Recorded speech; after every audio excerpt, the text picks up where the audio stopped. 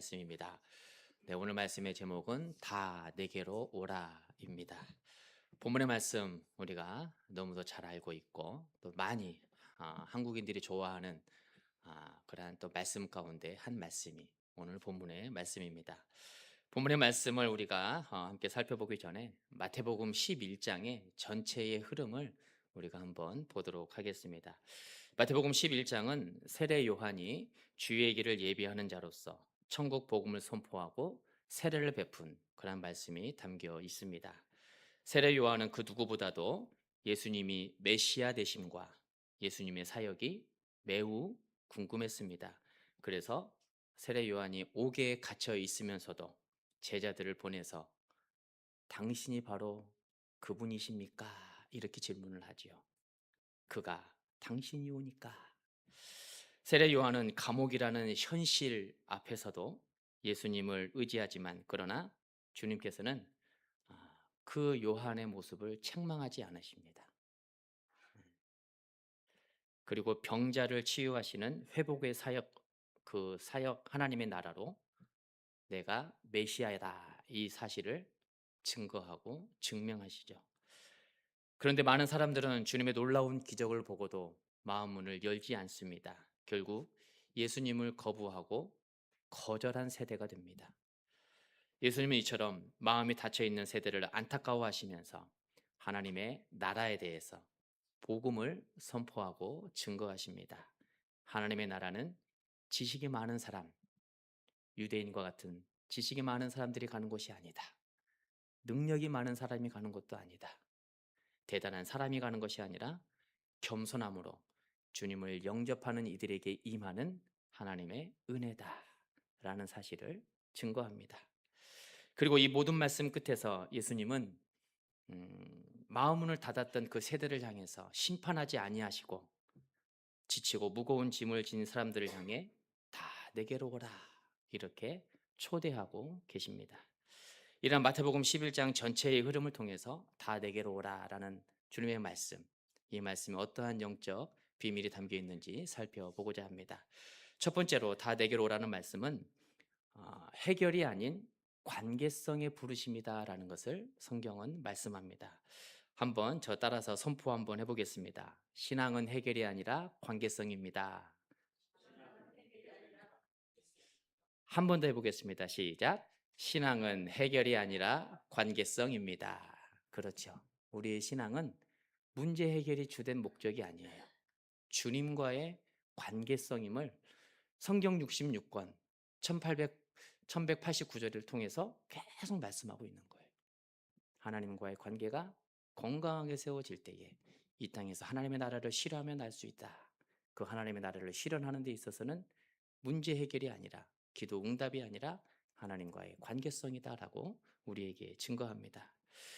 우리가 신앙생활을 하는 아주 주된 목적이 바로 여기에 있는 것이죠. 지난주에 말씀드린 것처럼 해결이 아니에요.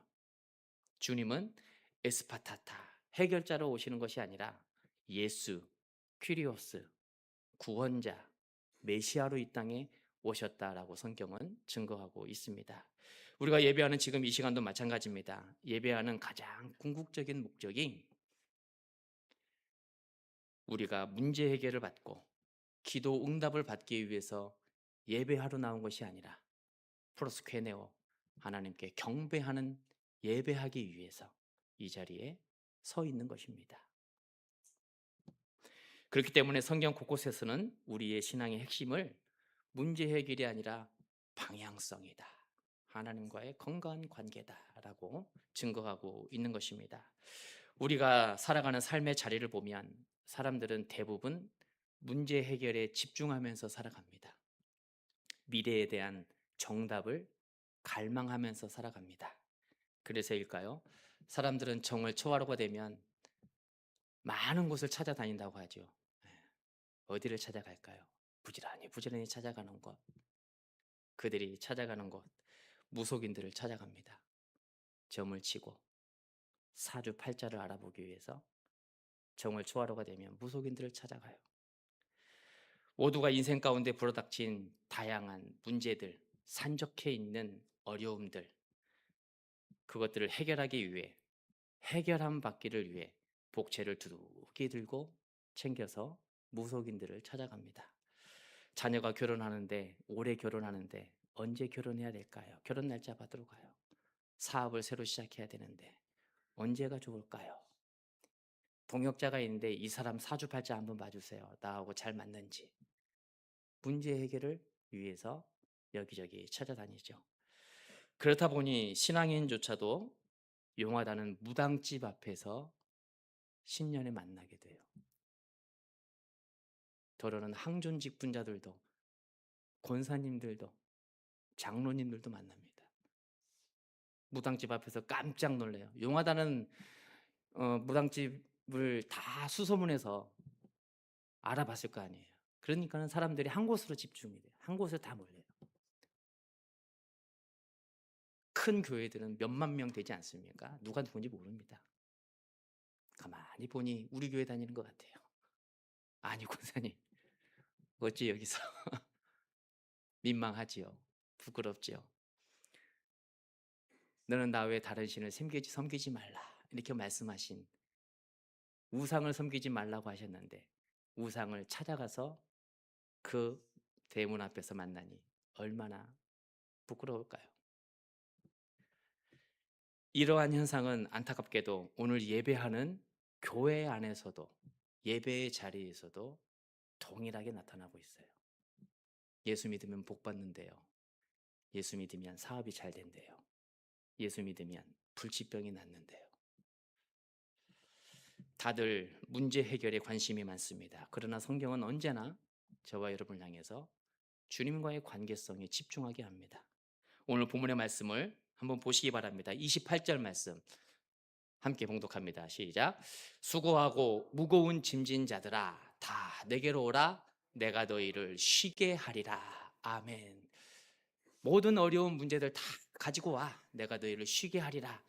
쉬게 하리라는 말씀을 잘못 해석해서 내가 그 문제 해결해 줄게, 이렇게 바라본다라는 거예요. 근데 성경 어디를 봐도 주님께서 내가 너희를 문제 해결하기 위해서 이 땅에 왔다라고 말씀하시지 않습니다. 28절에서 말씀하는 수고하고라는 말씀은 육체적으로 피곤하고 정신적으로 지친 상태를 의미하고 있어요.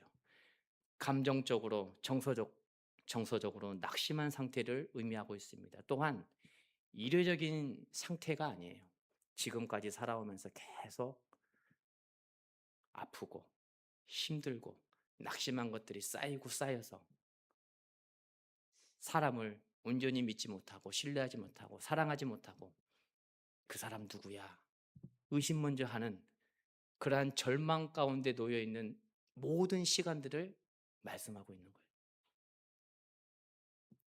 또한 무거운 짐진 자들은 누군가에 의해서 무거운 짐이 지어진 것을 말합니다. 내가 실수하고 잘못하고 내가 부족해서 짐이 나에게 온 것이 아니라 내 의지와는 전혀 상관없이 나에게 다가온 짐들, 인생의 무거운 짐들, 그 무거운 짐들을 말씀하고 있습니다. 여러분, 예수님 당시의 상황은 로마의 압박 속에서 지낼 수밖에 없는 그러한 아픔과 고통이 공존하는 시대예요. 시장을 가더라도, 옆집에 마실을 가더라도 로마 군사들 눈치 보면서 가야 돼요. 마음 편하게 만날 수가 없는 시대입니다. 그런데 이러한 비슷한 부분이 우리 민족에게도 있었지 않습니까? 지금 여기 이제 젊은 청년들, 저도 마찬가지고요. 일제 36년의 그 고통을 우리는 알 수 없지만은 역사적인 사실들, 어머니 아버지께서 들려주시는 다양한 고통과 고난의 사건들, 그 사건들을 통해서 우리는 너무도 잘 알고 있습니다. 국권을 강탈당하고 주권을 상실하죠. 조선은 더 이상 국가라 하지 아니하고 식민지라 불렀습니다. 모든 법과 행정과 군사력이 우리에게 있지 않아요. 다 일본에 맡겨졌죠. 36년이라는 시간은 우리의 운명을 스스로 결정할 수 있는 권리가 아무것도 없는 시간이었습니다. 강제 동원과 강제 노역에 얼마나 많은 희생과 고난을 당했습니까? 한국어 사용을 금지당하고 한국인의 이름을 금지당하고 일본인의 이름을 사용하게 했지 않습니까? 그래서 창씨개명을 강제로 그렇게 당하면서 살아갔던 시대입니다. 우리 신앙인들에게 있어서는 신사참배까지 강요를 당하게 되었습니다. 땅을 빼앗기고 주권을 빼앗기고 언어를 빼앗기고 심지어는 종교까지 신앙마저도 빼앗긴 그 암울한 시대, 그 시대의 아픔은 이루 말할 수가 없는 것이죠. 오늘 본문에 나온 예수님 시대도 마찬가지입니다. 열심히 땀 흘려 살아도 정치적으로, 사회적으로, 육체적으로, 종교적으로 벗어날 수 없는 인생의 굴레가 있는 거예요. 그 힘듦과 고통과 아픔이 너무도 컸던 시대입니다. 그렇다 보니 사람들이 지치죠. 피곤하죠. 기쁨이 없죠. 그렇기 때문에 주님께서는 다른 말씀을 하지 않으시고 이유와 원인을 묻지 않으시고 단 하나의 말씀만 선포하십니다. 수고하고 무거운 짐진 자들아 다 내게로 오라. 있는 모습 그대로 오라고 하세요.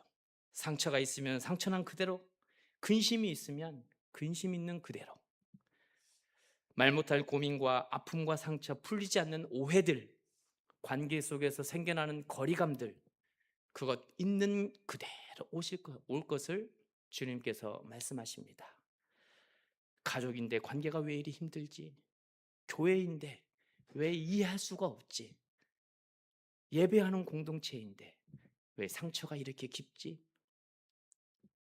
모든 짐들을 말씀하고 있는 것입니다. 그리고 주님은 그 짐을 들고 있는 우리에게 네가 좀 참아라 말씀하지 않으세요. 가족이니까 참아야 되고 교회이니까 참아야 되고 성도이니까 참아라. 아픔, 고통 다 숨기고 나에게 오라 이렇게 말씀하시지 않으세요. 있는 모습 그대로 오라고 하십니다. 아프고 상처난 그 모습 그대로 내게 올 것을 초대하고 있는 것입니다. 있는 모습 그대로 올 때 주님께서 약속하시죠. 내가 너희를 쉬게 하리라. 아멘. 여기서 쉬게 한다라는 말씀은 영적 휴식을 의미하고요. 육체적인, 정서적인 평안과 안식을 의미하고 있습니다. 주님께 와서 참된 쉼과 안식을 누리라는 주님의 초대예요. 여러분, 이처럼 성경은 주님의 초대하심을 문제 해결의 위함이 아니라 관계성에 두고 있는 것을 말씀하고 있습니다. 주님 앞에 나와도 여전히 상처난 부분이 쓰라린 거예요. 예배 드리는데 여러분 그 아픔과 상처가 다 회복돼서 가십니까? 그렇지 않아요. 여전히 아픈 마음과 고통이 남아 있어요. 억울함과 분노도 여전히 남아 있습니다. 주님께 온다고 해서 모든 문제들이 단번에 해결되지 않습니다. 그러나 주님 앞에 나아오면 주님께서는 그 문제와 아픔으로 상처난 우리들을 안아주시는 거예요. 이와 관련해서 호세아 선지자는 저와 여러분을 향해 이렇게 선포합니다. 오라 우리가 여호와께 돌아가자. 그가 우리를 낫게 하실 것이요 그가 우리를 싸매어 주실 것입니다. 여러분 진실된 위로는 말이 아니죠. 아무 말 없어도 옆에서 손 한번 따뜻하게 잡아주면 그게 진실된 위로예요. 그래서 우리가 장례식장 가서 가끔 쉽게 실수하는 부분의 하나가 하나님의 말씀으로 내가 그분을 오늘은 위로해줘야지 하면서 하나님의 말씀으로 위로하는 경우가 있는데 오히려 그때 더 큰 상처를 입게 되는 경우가 종종 있습니다. 성경에서는 그 고난과 고통을 이길 만한 사람에게 주신대. 여러분 지금 부모를 잃고 자녀를 잃고 사랑하는 배우자를 잃었는데 그 어떠한 말과 위로가 도움이 될까요? 나는 그 아픔을 경험해 보지 못했기 때문에 그 상처를 알 수가 없는 거예요. 그 상처의 깊이를 느낄 수가 없는 거예요. 그렇기 때문에 우리의 말보다는 손 한번 딱 잡아주고 한번 안아주는 것, 그것보다 더 큰 위로는 없는 것입니다. 오늘 주님께서 그것을 말씀하고 있는 거예요. 이유를 묻지 않으시고 왜 그랬니? 네가 더 참아야 되는데 왜 그랬니? 말씀하지 않으시고 내게로 오라. 그 상처, 그 아픔 내가 동일하게 안아줄게. 이렇게 말씀하고 있는 것입니다. 아무것도 묻지 않으시고 아무것도 우리에게 원치 않는 그저 따뜻한 사랑의 온도로 주님께서 말씀하고 있는 것입니다. 여러분, 우리가 함께 부르는, 오늘 불렀던 찬송가 405장 주의 친절한 팔에 안기세, 주님의 팔에 안길 때 평안함을 느끼고 주님의 팔에 안길 때에 기쁨과 또 겁과 두려움이 사라지는 거예요. 기쁨이 회복이 되고 두려움이 사라지는 거죠. 우리 모두 다 연약함에 짐이 있습니다. 죄성에 짐이 있습니다. 그러나 주님께서는 우리의 연약함과 죄로부터 구원하시기 위해서 이 땅에 오셨다라는 사실을 우리는 기억해야 되는 것입니다. 여러분, 주님께서 내게로 오라 이렇게 말씀하십니다. 와서 주님의 팔에 안겨서 참된 쉼과 안식을 누릴 것을 초대하고 있습니다. 예배하는 이 시간 주님의 초대에 응답하심으로 평안을 누리시는 저와 여러분 되기를 축복합니다. 두 번째로 다 내게로 오라는 말씀은 와서 무엇을 해야 될까요? 배우라 이렇게 말씀하고 있어요. 내게 와서 배우라. 29절의 말씀 함께 봉독하도록 하겠습니다. 시작. 나는 마음이 온유하고 겸손하니 나의 멍에를 메고 내게 배우라. 그리하면 너희 마음이 쉼을 얻으리니. 아멘. 주님께서 와서 배우라 이렇게 말씀하시는데 무엇을 배워야 될까요? 복음을 배우는 거예요. 주님의 성품을 배우는 것입니다. 주님께 와서 쉼과 안식을 얻은 다음에, 새 힘을 얻게 된 다음에 우리가 해야 될 것은 주님의 복음을, 주님의 성품을 듣고 배우는 거예요. 그렇기 때문에 주변에 회복되는 공동체, 회복되는 교회들, 성숙해져가는 교회를 보면 언제나 예수님을 다시 배우는 공동체임을 발견하게 됩니다. 여러분, 우리는 언제나 주님의 말씀을 배워야 되고요, 주님의 성품을 배워야 되고 주님의 섬김을 배워야 되는 거예요. 이 배움이 중단되면 그 교회는 치우치는 교회가 되고 생명력을 잃어가는 거예요. 배우는데 어렵게 가르치면 그러나 우리가 배울 수가 없습니다. 쉽게 가르치기 위해서 다양한 교육의 제도가 있지 않습니까? 교육의 자료를 활용하지 않습니까? 그것처럼 눈높이 교육이 중요한 거예요. 눈높이 교육. 근데 29절의 말씀을 이렇게 보면 저와 여러분을 향해서 눈높이 교육을 주님께서 말씀하고 있습니다. 성경은 예수님을 메시아, 구원자로 말씀하시면서 동시에 섬기러 오신, 이 땅에 섬기러 오신 종이다라고 말씀하고 있어요. 참 신인과 동시에 참 인간이셨던 예수님을 말씀하고 있는 것입니다.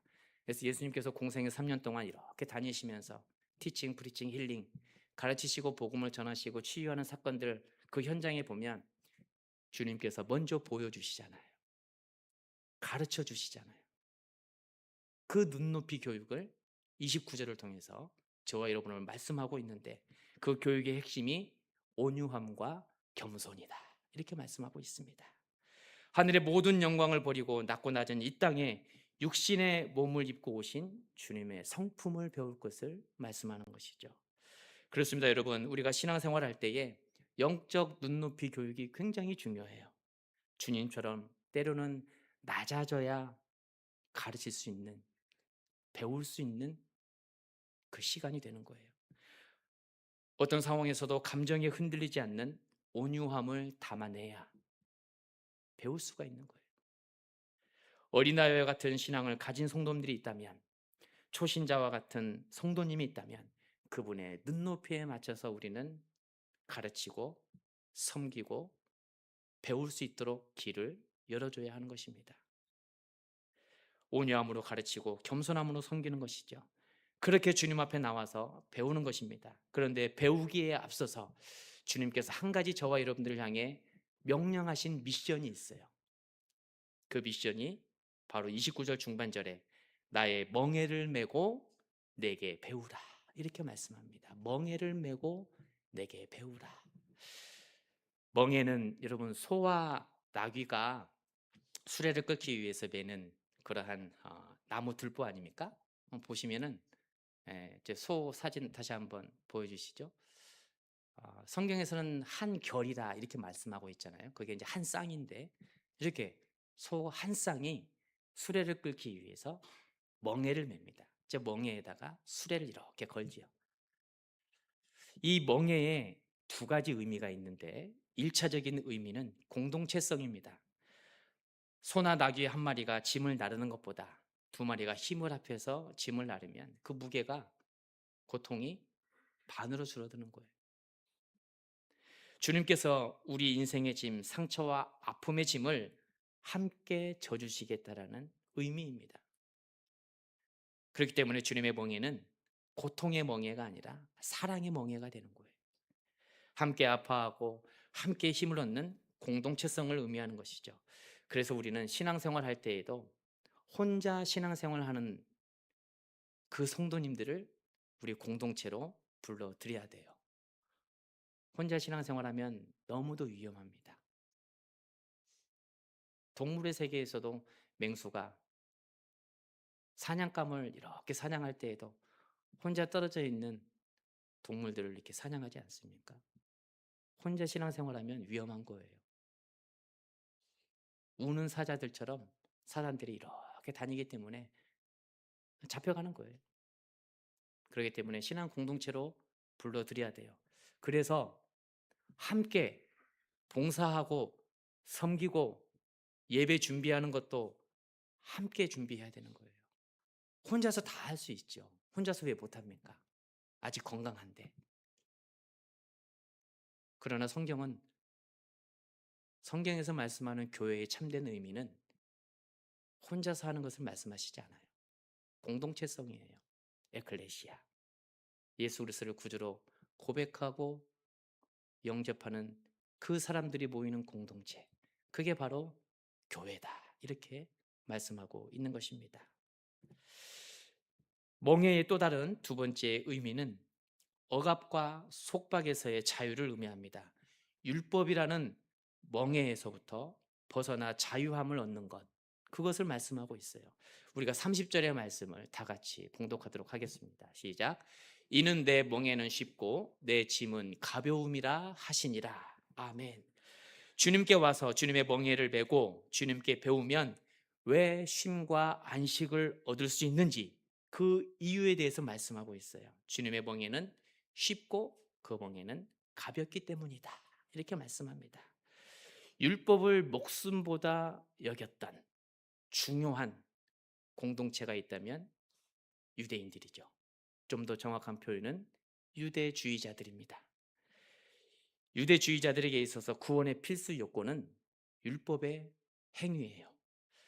사도행전 15장 10절 말씀 우리 화면을 보면서 같이 봉독하도록 하겠습니다. 시작. 그런데 지금 너희가 어찌하여 하나님을 시험하여 우리 조상과 우리도 능히 매지 못하던 멍에를 제자들의 목에 두려느냐. 아멘. 유대주의자들 혈통과 관습을 목숨처럼 중요하게 여겼던 사람들, 민족성입니다. 유대주의자들은 모세 때부터 이어져 내려오는 할례와 모세 오경을 그 율법을 중요하게 여긴 사람들이죠. 율법에 대한 자부심이 얼마나 강했던지 그것을 제대로 감당하지 못하면 못 견뎌 하던 민족이 유대주의자들이에요. 그렇기 때문에 사도행전에서 베드로는 할례와 율법 준수를 멍에로 선포하고 가르치고 있습니다. 이방인들에게 할례와 율법을 강요하는 것은 멍에다. 멍에로 눌러 씌우는 억압이고 폭력이다라고 증거하고 있는 것입니다.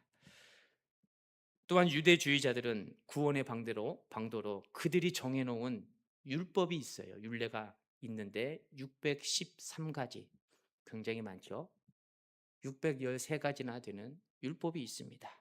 할례, 절기, 음식의 규례, 율법의 준수 등 그 모든 내용들이 613가지에 다 담겨 있는데, 그 613가지는 두 부분으로 나눠지게 됩니다. 긍정의 명령을 의미하는 248가지, 뭐뭐 하라, 이것과 부정의 명령을 의미하고 있는 365가지, 뭐뭇을 하지 말라, 이 두 부분으로 구성이 되어 있습니다.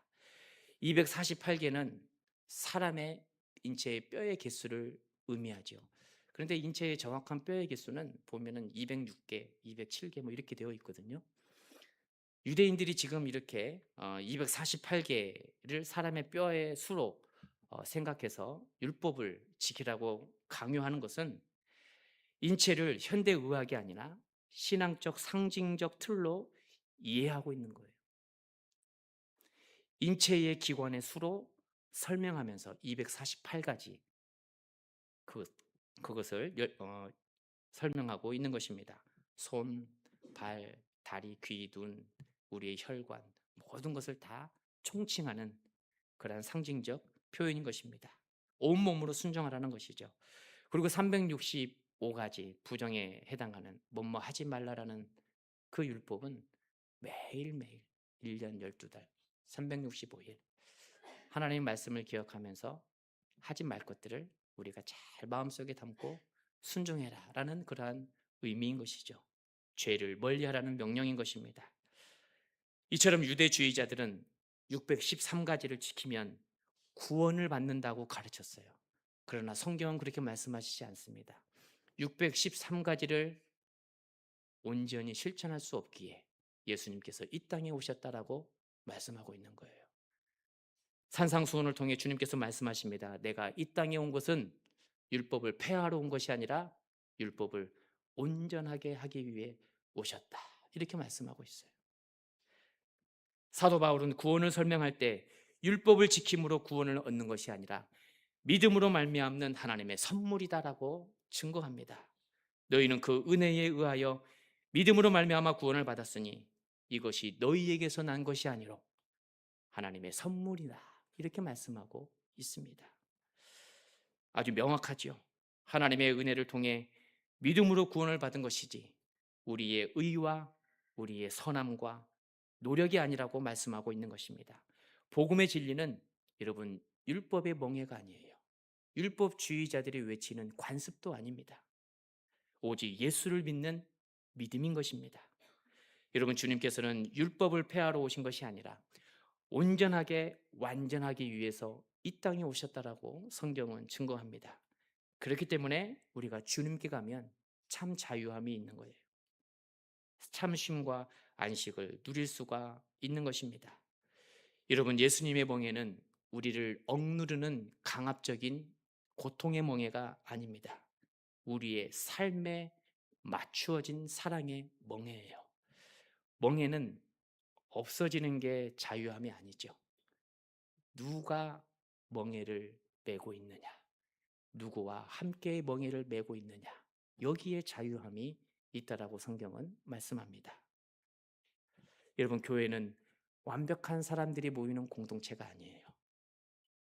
가정에서 3명, 4명 혹은 5명이 지내도 여기에서 울기도 하고 저기에서 속상해서 나 좀 봐줘 호소하기도 하고 다양하지 않습니까?